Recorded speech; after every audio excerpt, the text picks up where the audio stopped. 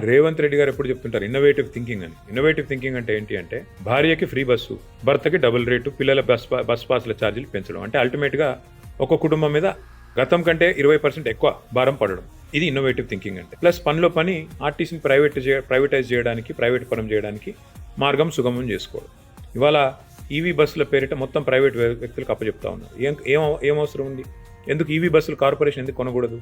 ఎందుకు కార్పొరేషన్ నడపకూడదు? అంటే ఈ రకంగా ప్రైవేటు పరం చేయడానికి ఆర్టీసీని ఒకవైపు, ఇంకోటి మధ్యతరగతి కుటుంబాల జేబులు గుల్ల చేయడానికి ఆర్టీసీ, ఇంకా ముఖ్యంగా హైదరాబాద్లోనే ఛార్జీలు పెంచారు, బయట పెంచలేదు. ఎందుకంటే వారికి తెలుసు హైదరాబాద్లో ఒక్క సీటు కూడా రాలేదు, మళ్ళీ భవిష్యత్తులో కూడా రాదు. కాబట్టి ఆ కోపం కూడా ప్రజల మీద తీయడానికి ఒక్కొక్క టికెట్ మీద 10 రూపాయలు పెంచారు. చాలా దుర్మార్గం. వాళ్ళ పండుగ కూరికి పోదామంటే ఒక్కొక్క బస్సు టికెట్ మీద 50% పైగా ఛార్జీలు పెంచుతున్నారు. పండుగకి ఎవడన్నా కానుకలు ఇస్తాడు. కేసీఆర్ గారు ఉన్నప్పుడు బతుకమ్మ చీర వచ్చేది, రంజాన్ తోఫా వచ్చేది, క్రిస్మస్ గిఫ్ట్ వచ్చేది. కానీ ఇవాళ పరిస్థితి ఏంది?